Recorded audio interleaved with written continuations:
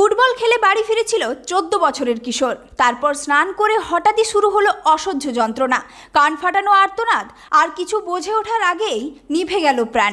মর্মান্তিক এই দুর্ঘটনায় শোকের ছায়া নেমে এসেছে জলপাইগুড়ির ধূপগুড়িতে।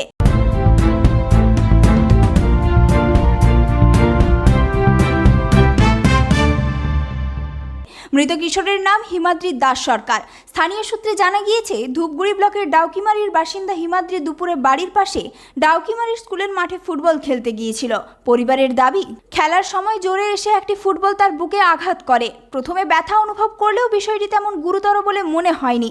খেলা শেষ করে বাড়ি ফেরে হিমাদ্রি, এরপরে স্নানও করে, কিন্তু স্নানের পরে আচমকা বদলে যায় পরিস্থিতি। বাড়ির মধ্যে শুরু হয় হিমাদ্রির চিৎকার চেঁচামেচি। শব্দ শুনে ছুটে আসেন প্রতিবেশীরা। দেখা যায় অসুস্থ অবস্থায় ছটফট করছে হিমাদ্রি। কিছুক্ষণের মধ্যেই সংজ্ঞাহীন হয়ে পড়ে সে। তড়িঘড়ি তাকে নিয়ে যাওয়া হয় ধূপগুড়ি মহকুমা হাসপাতালে, কিন্তু সেখানে কর্তব্যরত চিকিৎসক পরীক্ষা করে হিমাদ্রিকে মৃত বলে ঘোষণা করেন। খবর ছড়িয়ে পড়তে কান্নায় ভেঙে পড়েন হিমাদ্রির মা সহ পরিবারের সদস্যরা।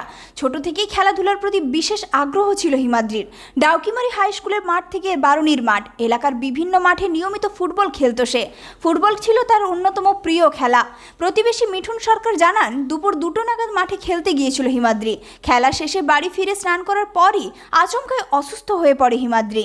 এরপর প্রতিবেশীদের সাহায্যে দ্রুত হাসপাতালে নিয়ে যাওয়া হয়। পুলিশের প্রাথমিক অনুমান, ফুটবল খেলার সময় বুকে চোট লাগার সঙ্গে এই মৃত্যুর কোনো সম্পর্ক থাকতে পারে। তবে মৃত্যুর প্রকৃত কারণ এখনও নিশ্চিত নয়।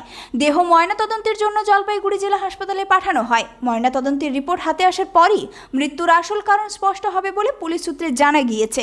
একটি সামান্য বলে মনে হওয়া আঘাত, আর তারপরে চিরতরে থেমে গেল 14 বছরের হিমাদ্রির জীবন। ঘটনায় শোকের ছায়া নেমে এসেছে গোটা ডাউকিমারি এলাকা জুড়ে।